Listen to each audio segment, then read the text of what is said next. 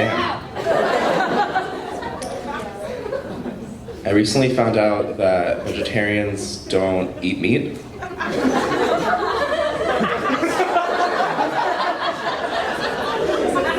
Just kidding. I actually was a vegetarian for about a year, but now I'm not. But I still don't eat fish because fish just kind of freak me out. A little uncomfortable with them. But you know, with land animals, there's sort of like a sense of security there for me because I know where that land animal was. It was in a cage. The whole time. Start to finish. But a fish, I mean, that fish could have been anywhere. I have no idea where that fish was. So, you know, when you eat shrimp, you're really eating every shrimp that shrimp has ever slept with. In 2017, I decided I was going to try and get people to pronounce my last name right, because it's Jason Leonhard, but most people usually say, Jason, fuck off.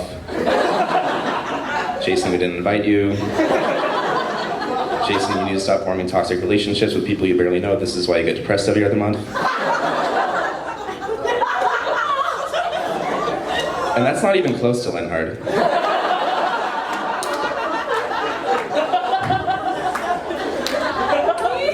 I drove by an Olive Garden once at like 9:30 in the morning, and there was this man just kind of like aimlessly loitering outside of it. And I feel like if I could know the life story of any one person, it would probably be Harriet Tubman. It's literally just your laughter that's making me smile. Just you.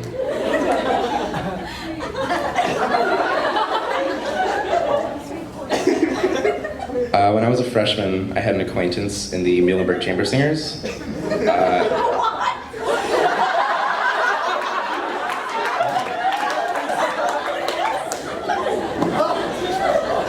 Damn.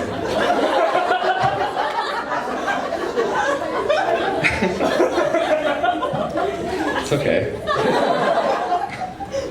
When I was a freshman, I had an acquaintance in the Muhlenberg Chamber Singers. For the sake of her privacy, I'm going to refer to her as Shrimp Scampy. So one day, me and Scamps were leaving rehearsal.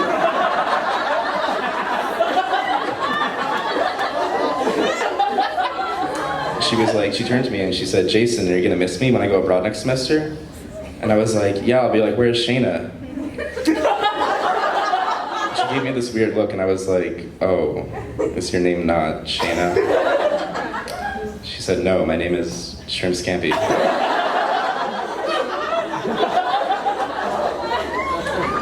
I'm beginning to think internships are kind of like God, because people keep telling me I need one for a fruitful life, but I'm beginning to think they don't exist. I also have a feeling they're still on the fence about gay people.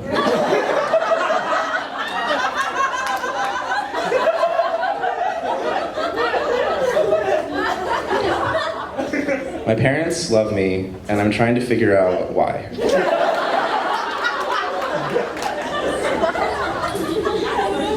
The other day in GQ, this girl pushed by me and was like, I need mustard.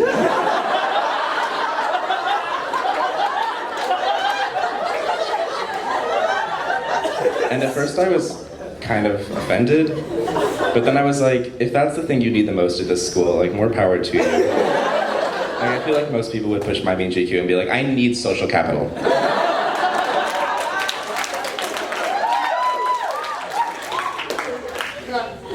Everyone's got a different way of talking to dogs, and I don't want to hear any of them.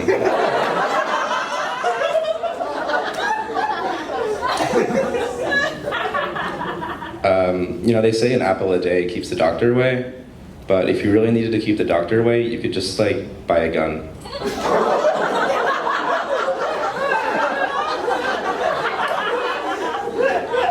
I'm turning 21 in about a month, and I'm really excited for, thank you. I'm really excited for my excuse for not going out to switch from I don't have a fake to no.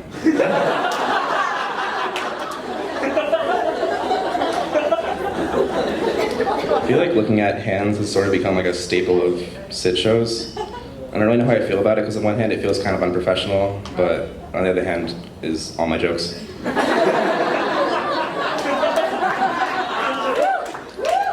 my mom always said, you know what happens when you make assumptions? You make an ass out of you and assumptions. Are there any Carlys in the audience? Yeah. Carlys? Yeah, Carly's kind of a stupid name. Because if it wasn't a name, it would just mean doing something like a car.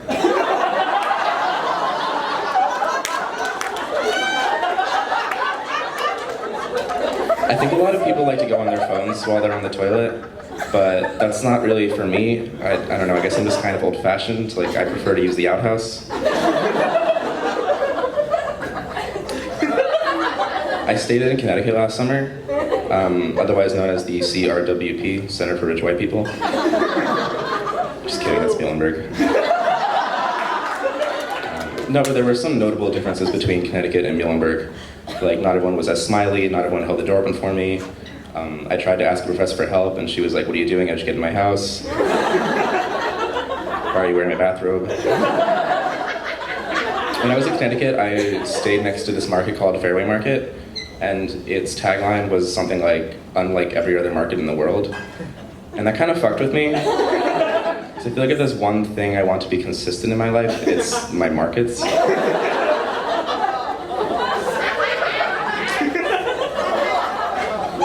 But the most memorable thing I think about my time in Connecticut is that I used a bidet pretty frequently. And that was just amazing. That changed my life. You know what they say, once you go bidet, you never go bidac. Thanks, guys.